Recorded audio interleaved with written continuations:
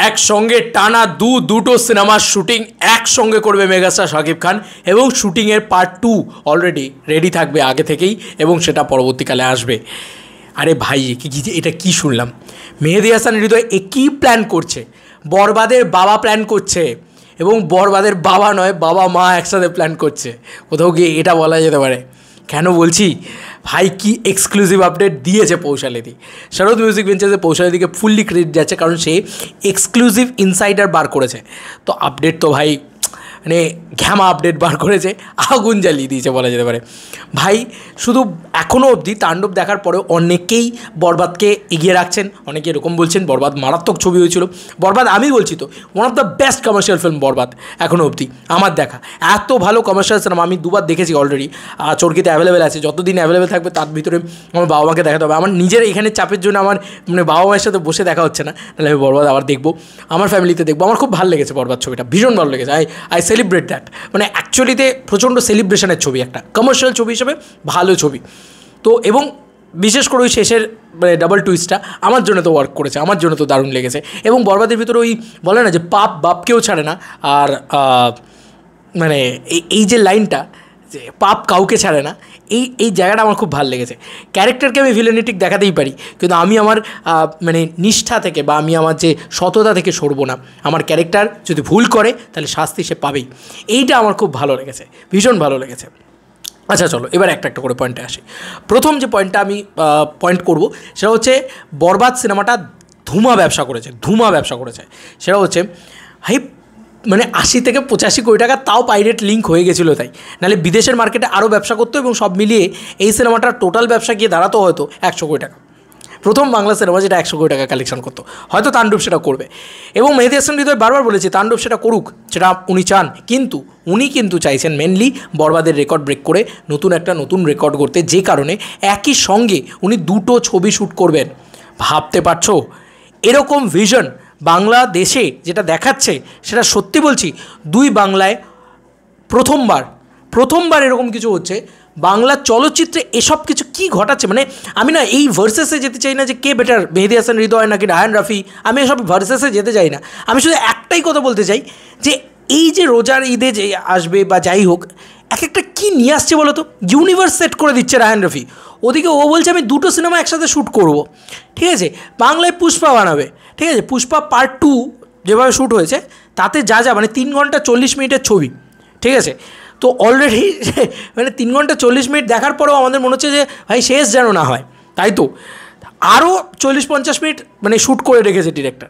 তো এই প্যাটার্নে অলরেডি মেহেদী হাসান হৃদয় কাজ করতে চলেছে বরবাদের পরবর্তী ছবি রোজার ঈদে যেটা আসছে মেগাস্টার শাকিব খানকে নিয়ে। এটা হচ্ছে আজকের সবথেকে বড় আপডেট, ভাই একটা সঙ্গে 2টো সিনেমা শ্যুট করবে মানে 1 বছর বাদে আর একটা সিনেমা দেবে নাকি মানে ওই বছরেরই শেষের দিকে সেটা দেবে সেটা বলছে না। এটা কিন্তু অন্য কোনো ছবি হওয়ার চান্সই নেই, আমি এটুকু বলে দিলাম। ইউনিভার্স এটা না হলেও এটা কিন্তু একটা ছবিরই পার্ট 2। মাঝে শোনা গেছিলো ছবিটার নাম এন্ট্রি, আমার পার্সোনালি আমার এন্ট্রি নামটা পছন্দ হয়নি, তার ভিতরে বাঙালিয়ানা নেই। বরবাদের ভিতরে বাঙালিয়ানা আছে, তাণ্ডবের ভিতরে বাঙালিয়ানা আছে, তুফানের ভিতরে বাঙালিয়ানা আছে, এমনকি প্রিয়তমা, রাজকুমার প্রত্যেকটা দেখো বাঙালি নাম। তো এন্ট্রি নামটা বাঙালি নয়, তো এই বাঙালি নামটা আমার পছন্দ হয়নি, মানে যেহেতু ইংরাজি একটা শব্দ সেটা আমার পছন্দ হয়নি। আমার মনে হয় যে অন্য কোনো নাম হয়তো পরবর্তীকালে দেবে নিশ্চয়ই। মেহেদী হাসান হৃদয় যথেষ্ট ট্যালেন্টেড একজন ডিরেক্টর, তিনি আরামসে বানিয়ে দেবেন সেটা। এবং তিনি আরও গ্র্যান্ডার দেওয়ার চেষ্টা করছেন। বরবাদ গ্র্যান্ডার দেখে এখনই সবাই বলে দিচ্ছে ভাই কী করেছে, কী বানিয়েছে। অ্যাকশানে তিনি আরও বাপ লেভেলে নিয়ে যেতে চেষ্টা করছেন। ইয়েস, একটা কথা বলি, শাকিব খান মনে আছে প্রেস মিট বলতে প্রিমিয়ারে শাকিব খান বলেছিল যে এই ছেলেটা আবারও কি বলবো, মানে বলেছিল যে এই ছেলেটা আবারও এমন কিছু বানাচ্ছে যেটা বরবাদের থেকেও বড় কিছু। তো অলরেডি তারা প্ল্যানিং প্রোগ্রামিং শুরু করে দিয়েছে এবং রিয়েল এনার্জি প্রোডাকশন হাউস এরা কিন্তু ছাড়নেওয়ালা পাত্র না, এরকমটা কিন্তু বোঝা যাচ্ছে। তারাও এবার ঠিক যেমনভাবে আলফা আই শুরু করেছে ঠিক সেরকমভাবেই তারাও প্রত্যেক বছর মেগাস্টারকে নিয়ে একটা করে সিনেমা করবে। এবার বলো হিমেল আশরাফ বা অনন্য মামুনের মতন ফালতু ডিরেক্টরদের আর কোনো পাত্তা পাওয়া যাবে? আরও একটা ডিরেক্টরের নাম শোনা যাচ্ছে, আমার নামটা এক্স্যাক্টলি মনে পড়ছে না, তার সাথে নাকি প্রাইমারি স্টেজে কথা হয়ে রয়েছে শাকিব খানের। তো তার নামটা যখন শুনলাম সিরিয়াসলি বলছি আবারও সেম আমি তাকে ভরসা করতে পারছি না, কারণ মেহেদী হাসান হৃদয়কে আমি প্রথম থেকে ভরসা করতে পারিনি। তো এই ডিরেক্টরকেও আমি ভরসা করতে পারছি না, যে আপকামিং যে ডিরেক্টরের নাম শোনা যাচ্ছে সে নাকি কুরবানি ঈদে শাকিব খানের সাথে একটা ছবি নিয়ে আসবে, এরকমটা কথা শোনা যাচ্ছে। তবে আমার মনে হয় তুফান 2 কিন্তু আসবে। আমার কোথাও কি মনে হয় যে রায়হান রাফি তুফান 2 নিয়ে আসবে। কুরবানি ঈদ রায়হান রাফি ছাড়বে না, আর কুরবানি ঈদ রায়হান রাফি ছাড়বে না মানেই হচ্ছে শাকিব খানকে নিয়ে আসবে। শাকিব খান ছাড়া রায়হান রাফি এখন কী করবে? ও তো ইউনিভার্স সেট করে দিয়েছে, ও তো সব কিছুই শাকিব খানকে নিয়ে করতে হবে। এবং তুফান 2 দেখার জন্য পাবলিক বসে আছে, এবং রাফি বলেছিল কিন্তু তুফান 2 26-এ নিয়ে আসবো। তো তুফান 2 26-এ আসছে। ইভেন কি শাহরিয়া শাকিলও, দীপ্ত টিভির যে ইন্টারভিউ হয়েছে সেখানেও শাহরিয়া শাকিল বলেছে যে তুফান 2 আসছে।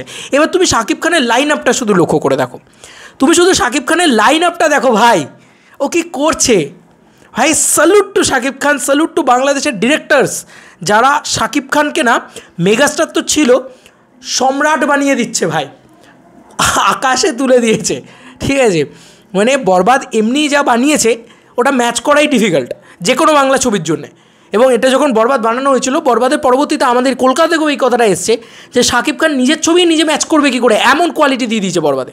এবার তার থেকেও বড় কোয়ালিটি দিতে চলেছে। আমি চাইবো যে ইন্ডিয়াতে শুটিং হোক এবং বাকি বিদেশেও শুটিং হোক, এবং দুটো পার্ট একসাথে শুটিং হবে, মানে দুটো সিনেমা একসাথে শুটিং হবে, শুটিং করে রেখে দেওয়া হবে। এবার বাংলাদেশে ইলেকশনও আছে 2026 সালে, সেটাও একটা বিষয় যে রাজনৈতিক পরিস্থিতি কীরকম থাকে না থাকে, সেগুলোও একটা ব্যাপার। কারণ মানুষ সিনেমা দেখতে বিনোদিত হতে চাইবে, তবেই না সিনেমা রিলিজ করা হবে। সব কিছু যদি ঠিকঠাক থাকে তাহলে মেহেদী হাসান হৃদয় তিনি দুটো সিনেমা একসাথে শুটিং করবেন, মানে 40-80 দিন মোটামুটি ধরে রাখো শাকিব খান একটা সিনেমাকে দেবে, মানে একটা পার্টকে দেবে, এবং এটা দুটো পার্টে আসবে এবং সেটা শুটিং অলরেডি কমপ্লিট হয়ে থাকবে। মানে ধরো এমন জায়গায় সিনেমাটা শেষ হচ্ছে যেখানেই হয়তো আসল মজাটা শুরু হচ্ছে, ঠিক আছে। এবং একটা জায়গায় প্রথম পার্টের সিনেমাটা শেষ হলো রোজার ঈদে, লোকে কী বলছে পরবর্তী সিনেমাটা কবে আসবে না ডিসেম্বরে আসবে, ঠিক আছে, জাস্ট অ্যানাউন্স করা হলো। বা হয়তো পরবর্তী সিনেমাটা আসবে দুর্গাপুজোর সময়, বা পরবর্তী সিনেমাটা কখন আসবে না, আসবে হয়তো আগস্ট মাসে, বা হয়তো মানে যেরকম টাইমে এসেছিলো তোমার দরদ এসেছিলো সেরকম। ভাই নন ফেস্টিভ্যালেও পাগলে ব্যবসা হবে, পাগলে ব্যবসা বলে না, সেইটা হবে। দেখো আমার মনে হয় বাংলাদেশে কিছু খুব এই দুটি ডিরেক্টর আছে যারা নন ফেস্টিভ্যালেও মেগাস্টার শাকিব খানকে নিয়ে এমন একটা মারাত্মক মাথা পাগলা করা সিনেমা বানাতে পারে যেটা নন ফেস্টিভ্যাল রিলিজেও একটা ধুমা ব্যবসা খুলে দিতে পারে। সেটা হচ্ছে, এক হচ্ছে মেহেদী হাসান হৃদয়, এক হচ্ছে রায়হান রাফি। এরা দুজন অলরেডি এবছর ডিসেম্বর মাসে রাফি কিন্তু একটা ছবি নিয়ে আসছে, এরকমটা কথা শোনা গিয়েছিল, সত্য মিথ্যা জানি না।